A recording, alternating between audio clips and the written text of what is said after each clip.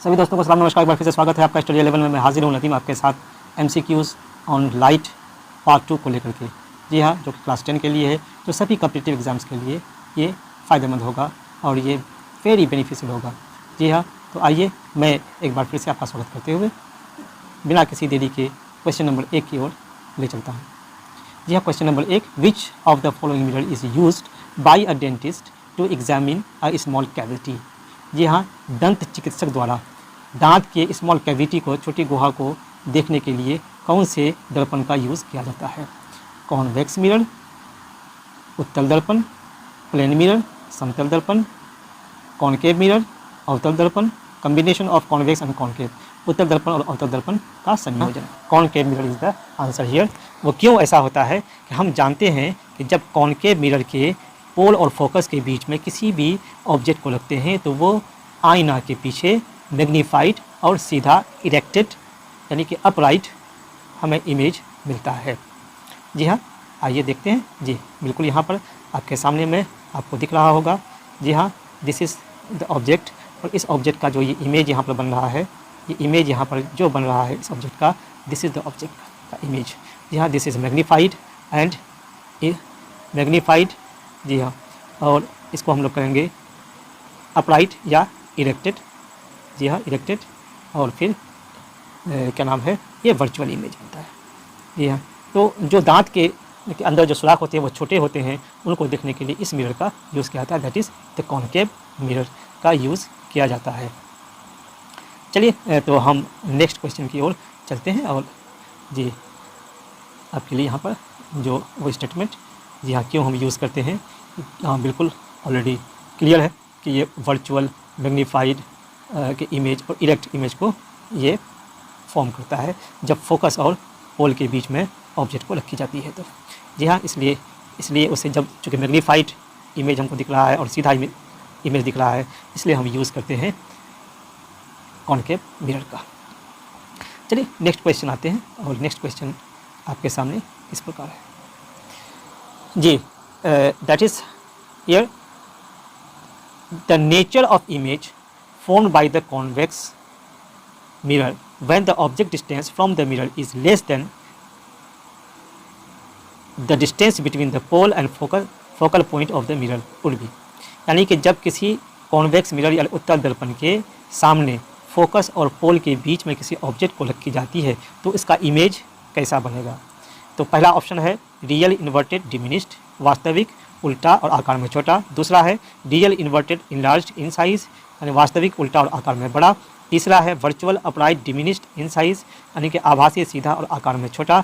चौथा है virtual upright enlarge in size, आभासी सीधा और आकार में बड़ा। जी हाँ, तो यहाँ पर जो आंसर होगा वो होगा रियल नहीं होगा बल्कि वर्चुअल होगा। Virtual upright and diminished in size होगा, जो कि आईना के पीछे फोकस के और पोल के बीच में बनता है। जी हाँ, तो हम देखेंगे कि हम कहीं भी रखें इसका इमेज फोकस और पोल के बीच में बनेगा। जी हाँ, जो यहाँ पर आपको दिख रहा है, ये देखा जाए, दिस इज़ द ऑब्जेक्ट, और इसका एक रे पैरेलल होती है यहाँ पे, और पैरेलल रे ये इस प्रकार के फोकस से गुजरती हुई प्रतीत होती है, और एक रे जो हम ये यहाँ पर दिखाने की कोशिश कर रहे हैं कि सेंटर से होकर गुजर रही है, वो वापस आती है, और जहाँ पर कन्फ्लुएंस होता है उस कन्फ्लुएंस को ही हम इमेज फॉर्मेशन करता है। यहाँ this is upright, diminished and virtual in nature. Okay, तो आइए हम, जी हाँ, यहाँ पर ये दिखाने की कोशिश, convex mirror always forms a virtual erect diminished image irrespective of the position of this, यानी कि ऑब्जेक्ट को हम कहीं भी रखें, जी हाँ, यही चीज़ हमको मिलने वाला है। फोकस और पोल के बीच में वो डिमिनिश्ड और सीधा, और वो वर्चुअल इमेज बनाएगा। जी चलिए नेक्स्ट क्वेश्चन हम देखते हैं यहाँ पर, और देखते हैं कि जब लाइट ट्रेवल करता है, यानी कि as a light travels from a rare medium to denser medium, it will have increase frequency, decrease frequency, decrease wavelength and wavelength. ये तीन ऑप्शन यहाँ पर है यहाँ पर, और तीन ऑप्शन के बाद एक्चुअल में करेक्ट वन कौन सा होगा? 1, 2, 2 and 3, 1 and 3 and all of them. यानी कि जैसे जैसे प्रकाश विरल से सघन माध्यम की ओर जाती है, उसकी आवृत्ति बढ़ी हुई होती है, उसका वेग घटी हुई होती है, उसका जो तरंग दैर्घ्य है वो घटी हुई होती है। इन तीनों में से कौन से ऑप्शन सही है? 1 और 2, 2 और 3, 1 और 3, सही।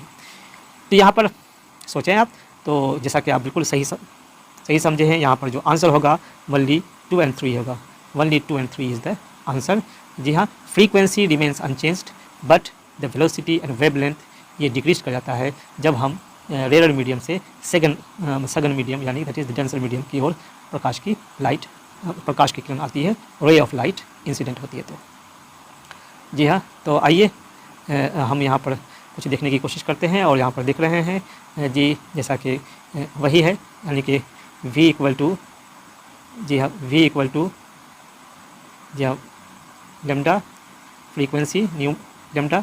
और ये जो यहाँ पर हम यही देखने की कोशिश कर रहे हैं कि डेंसर मीडियम में फ्रीक्वेंसी से इंडिपेंडेंट होता है, लेकिन वेलोसिटी और वेवलेंथ यहाँ पर घट जाएगा जब हम डेंसर मीडियम में आएंगे। लेकिन जैसे ही डेंसर मीडियम से हम रेयर मीडियम की ओर जाएंगे तो फिर हमारा जस्ट उल्टा हो जाएगा, यानी कि वेलोसिटी इंक्रीज कर जाएगी और उनका वेवलेंथ भी इंक्रीज कर जाएगा। चलिए नेक्स्ट क्वेश्चन हम देखते हैं यहाँ पे। और the angle of incidence I and reflection are equal in transparent slab when the value of i is, यानी कहने का मतलब ये है कि एंगल ऑफ इंसिडेंस और एंगल ऑफ रिफ्लेक्शन दोनों किसी भी ट्रांसपेरेंट स्लैब में बराबर हो जाएगा। कब बराबर होगा? जी हाँ, तो कब बराबर होगा? जब हम ये 0 डिग्री पर रखेंगे, यानी कि जब स्लैब्स से नॉर्मली यानी कि परपेंडिकुलर वे में जब दाखिल होगी हमारी यानी कि लाइट की किरण, जी हाँ, रे ऑफ लाइट जब यहाँ पर इंसिडेंट होगी अलोंग द नॉर्मल। जी हाँ, अलोंग द नॉर्मल देख लेते हैं। जी हाँ, यहाँ पर देखने की कोशिश करते हैं, देख लिया जाए यहाँ पे। और ये इस तरह से इनके along the normal see the incident ray, और यहाँ पर रिफ्लेक्टेड रे दिखा रहे हैं, और यहाँ पर इमर्जेंट रे। जी हाँ, एंगल ऑफ इंसिडेंस 0 है। जी है, और जब एंगल ऑफ इंसिडेंस 0 होगा तो एंगल ऑफ रिफ्लेक्शन भी 0, ये क्वेश्चन में भी है और ये यहाँ पर भी साबित हो जाएगा, जैसा कि हम लोग जान रहे हैं स्नेल्स लॉ के आधार पर। जी हाँ, तो इस तरह से कि इमर्जेंट एंगल और रिफ्लेक्टेड एंगल 0 हो जाएगा, यानी वो अलोंग द नॉर्मल यहाँ पे शो होगा।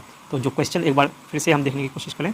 जी हाँ, क्या कहते हैं? The angle of incidence I and reflection are equal in transparent slab. जी हाँ, एंगल ऑफ इंसिडेंस और एंगल ऑफ रिफ्लेक्शन दोनों क्या हो? इक्वल हो यहाँ किसी ट्रांसपेरेंट स्लैब में। तो इसका मतलब है कि एंगल ऑफ इंसिडेंस और एंगल ऑफ रिफ्लेक्शन दोनों 0 होगा। जी हाँ, दोनों 0 होगा।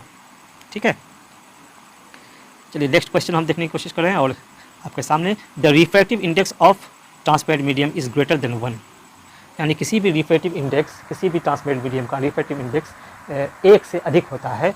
ऐसा क्यों? ऑप्शन यहाँ पर दिया हुआ है आपके लिए। ऑप्शन ए नंबर में दिया हुआ है कि स्पीड ऑफ लाइट वैक्यूम में स्पीड ऑफ ट्रांसपेरेंट मीडियम से, मतलब of light in transparent medium से वो कम होता है। दूसरा ऑप्शन है कि speed of light in vacuum ये अधिक होता है speed of light in transparent medium से। तीसरा है कि speed of light in vacuum बराबर हो जाता है speed of light in transparent medium.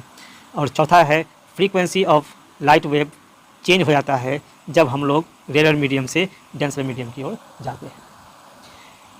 जी हाँ, एज वी नो दैट कि स्पीड ऑफ लाइट वैक्यूम में ज़्यादा होता है और किसी भी मीडियम के मुकाबले, तो इसलिए यहाँ पर जो आंसर होगा ये बी इज़ द आंसर। जी हाँ, अब चूँकि हम जानते हैं कि रिफ्रैक्टिव इंडेक्स इक्वल टू क्या होता है, या सॉरी जी, रिफ्रैक्टिव इंडेक्स इक्वल टू होता है n इक्वल टू c/v, और c हमेशा होता है maximum speed of the light is maximum in vacuum. जी हाँ, और स्पीड v है speed of light in the medium. तो सो यहाँ पर जो आंसर ये c हमेशा v से ज़्यादा होगा, तो ऐसी हालत में n का वैल्यू हमेशा 1 से अधिक होगा। जी हाँ, आपको देखने की ज़रूरत है और यहाँ पर देख लिया जाए speed of light in vacuum by speed of light in medium, और इस तरह से ये mu that is refractive index. जी हाँ, यानी कि c is greater than v, so the value of mu is greater than 1। Clear है? ओके, तो ये यहाँ तक हमने आज आपके सामने में बात रखी। अगर आपको पसंद आए तो लाइक, शेयर और कमेंट कीजिए, साथ ही सब्सक्राइब भी। Thank you. जय हिंद।